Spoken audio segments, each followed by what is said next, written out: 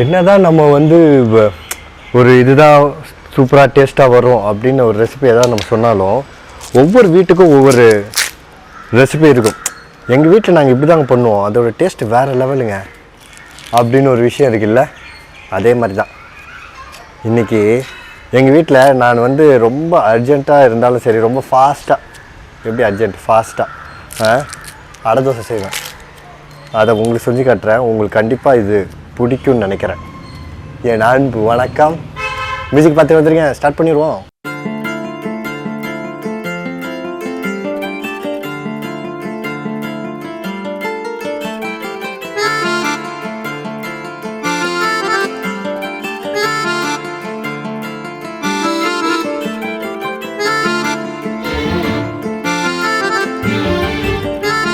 ஒரு டம்ளர் நான் கடலை மாவு சேர்த்துக்கிறேன். அதே மாதிரி திரிச்சு வச்சிருந்த பொட்டுக்கடலை மாவையும் நான் ஒரு டம்ளர் சேர்த்துக்கிறேன்.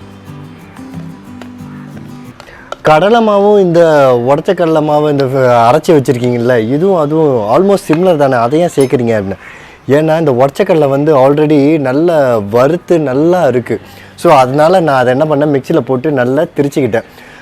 உங்களுக்கு வேணுன்னா நீங்கள் என்ன பண்ணலாம், ஒன்றும் பாதிமாக கூட அரைச்சிக்கலாம். அப்போயும் இந்த தோசைக்கு ரொம்பவே நல்லாயிருக்கும். அது ஆல்ரெடி வறுத்ததுனால இது டேஸ்ட்டு ரொம்பவே நல்லாயிருக்கும். ஸோ ஆல்ரெடி சிமிலராக இருந்தாலும் டெக்ஸ்சருக்கும் டேஸ்ட்டுக்கும் நிறைய டிஃப்ரென்ஸ் தரும். அதனால் இதை சேர்த்துக்கிட்டேன். இப்போ நான் அரிசி மாவை ஒரு டம்ளர் சேர்த்துக்கிறேன். இதுக்கப்புறமா நம்ம என்ன பண்ணலாம், ஒரு தேவையான அளவு உப்பை சேர்த்துக்கலாம்.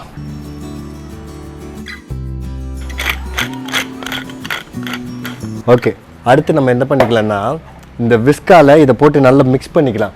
ஏன் இதை நான் மிக்ஸ் பண்ணணுன்னு அப்படின்னு சொல்கிறேன்னா, கடலை மாவில் நல்ல லம்ப்ஸ் நிறைய வரும். அதனால் இந்த கட்டி கட்டியாக இருக்கும்ல, அது தண்ணி ஊற்றி மிக்ஸ் பண்ணோன்னு வச்சாலும் அந்த லம்ப்ஸு கன்ஃபார்மாக இருந்துக்கிட்டே இருக்கும். அதை கடைசி வரைக்கும் எடுக்கிறது ரொம்ப சாத்தியமில்லாத ஒரு விஷயம். எப்படி இருந்தாலும் அது இருக்கும். அதனால் நான் விஸ்கை வச்சு முதல்ல இது மாதிரி பீட் பண்ணிட்டோன்னு வச்சுக்கோங்களேன், எல்லாமே உடஞ்சிரும். மிக்ஸ் பண்ணும்போது ரொம்ப ஈஸியாக இருக்கும். எங்கள் வீட்டில் இது இல்லை அப்படின்னா ரொம்ப சிம்பிள், முதல்ல கரண்டியால் மிக்ஸ் பண்ணி பாருங்கள். அதுவும் உங்களுக்கு கஷ்டமாக இருந்துச்சு உடையில அப்படின்னா ரொம்ப சிம்பிளான இன்னொரு விஷயம், வீட்டில் சல்லடை இருக்கும்ல, இந்த மாவு ஜல்லடை, அதில் போட்டு இதில் எல்லா மாவையும் ஒன்றா போட்டு சளிச்சிட்டு அதுக்கப்புறம் தண்ணி ஊற்றி பசங்க, ஈஸியாகிடும். இப்போ நான் அதை மிக்ஸ் பண்ணிக்கிறேன்.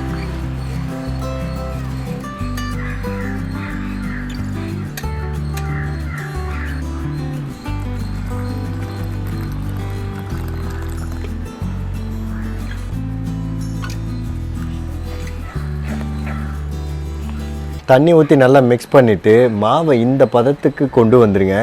அப்போ தான் இது நல்லாயிருக்கும். இப்போ நம்ம தனியாக இதை எடுத்து வச்சுக்கலாம். ஒரு வெங்காயத்தை நான் பொடியாக நறுக்கிக்கிறேன்.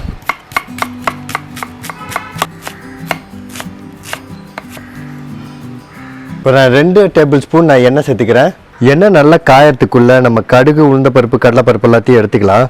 ஸோ எடுத்து நம்ம இப்படி ரெடியாக வச்சுக்கலாம். ஸோ எடுத்துகிட்டு வரத்துக்குள்ளே ஆல்மோஸ்ட் காஞ்சிருச்சு. இப்போ நம்ம என்ன பண்ணலாம், 1 டீஸ்பூன் கடுகு சேர்த்துக்கிறேன், 1 டேபிள் ஸ்பூன் உளுந்தப்பருப்பு, அதோட 1 டேபிள் ஸ்பூன் கடலைப்பருப்பு நான் சேர்த்துக்கிறேன். இதோட 1 டீஸ்பூன் ஜீரகத்தையும் நான் சேர்த்துக்கிறேன். நல்லா செவந்து வர ஆரம்பிச்சிருச்சு. இப்போ நம்ம வெட்டி வச்சிருந்த வெங்காயத்தை சேர்த்துக்கலாம்.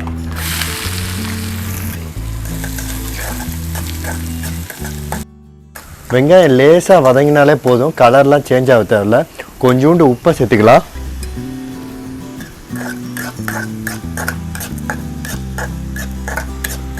உங்கள் காரத்துக்கு ஏற்ப மிளகாத்தூள் சேர்த்துக்கோங்க.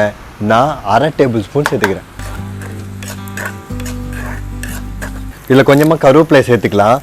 சேர்த்துக்கிட்டு கேஸ் ஆஃப் பண்ணிவிட்டு நம்ம இந்த வெங்காயத்தை, வதக்கின வெங்காயத்தை மாவில் தட்டிடலாம். ஓகே, இதை அப்படியே மிக்ஸ் பண்ணி நம்ம என்ன பண்ணலாம், அப்படியே தோசை ஊற்றிடலாம். ஆனால் ஒரு முக்கியமான ஒரு விஷயம் இருக்குது, அதையும் சேர்த்து பண்ணிட்டோன்னு வச்சுக்கோங்களேன், இந்த தோசை வேறு லெவலில் ரொம்ப சூப்பராக இருக்கும்.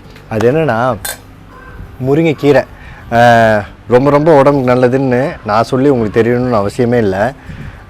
ஸோ அதை என்ன பண்ணுறா, கொஞ்சம் இலைய போட்டு சாப்பிட்டா டேஸ்ட்டு வேறு லெவலில் சூப்பராக இருக்கும். நாங்கள் எங்கள் வீட்டில் சேர்ப்போம், நீங்களும் பண்ணி பாருங்கள். வீட்டில் முருங்கை இலை இருந்தால் இந்த அதையும் நான் சேர்த்துக்கிறேன்.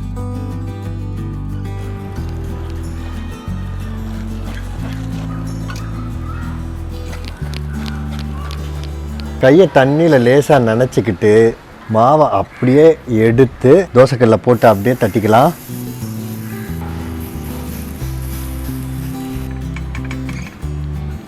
எனக்கு இந்த மாதிரி கையில் தட்ட வராதுங்களே, நான் என்ன பண்ணிட்டோம் அப்படின்னா ஒன்றுமே பிரச்சனை இல்லை. நீங்கள் நார்மலாக அடை தோசைக்கு மாவு எப்படி கரைப்பீங்க அந்த கன்சிஸ்டன்சிக்கு இன்னும் கொஞ்சம் லூஸாக கூட கரைச்சிக்கிட்டு நீங்கள் வந்து கரண்டிட்ட கூட ஊற்றலாம். இப்படியும் ஒரு வழி இருக்குது அப்படின்றதுனால நான் அதை காட்டுறேன். இது ஒரு ஈஸி தான். திக்காக கரைச்சிட்டு எடுத்துகிட்டு தண்ணியை தொட்டுக்கிட்டு அப்படியே தட்டிட்டு அப்படியே போட்டாலும் இதுவும் நல்லா தான் இருக்கும். கரண்டியில் ஊற்றினாலும் சரி, கையில் எப்படி தட்டினாலும் சரி, அடை தோசைக்கு மாவு அடர்ந்து இருக்கணும், நல்லா திக்காக இருக்கணும். அப்போ தான் டேஸ்ட்டு ரொம்ப நல்லா இருக்கணும், ரொம்ப நல்லா இருக்கும். ஸோ இப்போ நம்ம எண்ணெயை சேர்த்துக்கலாம்.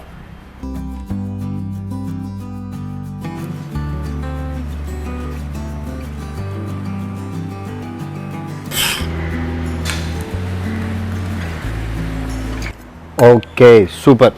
இந்த அடை தோசை வந்து நம்ம நார்மலாக ஒரு அடை தோசை பண்ணோம்ல, அதுக்கும் இதுக்கும் டேஸ்ட்டு டெக்ஸ்சருக்கும் டிஃப்ரென்ஸ் கண்டிப்பாகவே இருக்கும். ஆனால் டேஸ்ட்டு டிஃப்ரெண்ட்டாக ரொம்ப ரொம்ப நல்லாவே இருக்கும். பார்த்திங்கன்னா ஒரு டிஃப்ரெண்ட்டாக இருக்கே அப்படின்னு சொல்லி உங்கள் வீட்டில் இருக்கவங்க எல்லாருமே நீங்களும் சேர்ந்து ரொம்ப விரும்பி சாப்பிடுவீங்க. ஒன்றே எடுத்து சாப்பிட்டு போமா, டேஸ்ட் பார்க்கலாம்.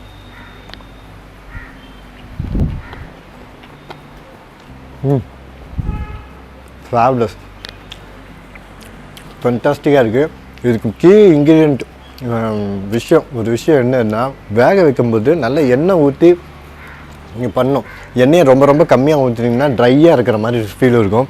ஸோ நல்ல சுற்றி எண்ணெயை ஊற்றி தோசைக்கு மேலே எண்ணெயை ஊற்றி இது பண்ணால் தான் இது அப்சர்வ் ஆகும். ஏன்னா வந்து நம்ம எல்லாமே கடலை மாவு, இந்த பொரிகடலை மாவு, இந்த உடச்சக்கடலை இருக்கு இல்லையா, ஸோ இதெல்லாம் வந்து லாட் ஆஃப் அப்சர்வர்ஸ் நிறைய அப்சர்வ் பண்ணுறோம். அதனால் நம்ம எண்ணெயை ஊற்றிட்டோன்னா அதோட நல்ல ஜூஸியாக சூப்பராக டேஸ்டியாக இருக்கும். அப்புறம் இப்படி தான் நான் எங்கள் வீட்டுக்கு அர்ஜெண்ட்டாக டக்குன்னு ஃபாஸ்ட்டாக ஒரு அடை தோசை சும்மா அப்படி ஒரு ஸ்நாக்ஸ் மாதிரியோ இல்லை டின்னர் கொடுக்குறதா இருந்தால் இது பண்ணுவேன். எல்லோரும் விரும்பி ஹாப்பியாக சாப்பிடுவாங்க. நீங்களும் ட்ரை பண்ணி பாருங்கள். அதுக்கப்புறம் இன்னொரு முக்கியமான விஷயம் என்னது, பிடிச்சிருக்குல்ல அப்போது ஷேர் பண்ணிவிடுங்க. ஷேர் பண்ணுறதுக்கு முன்னாடி நான் இன்னொன்று சொல்ல மறந்துட்டேன்.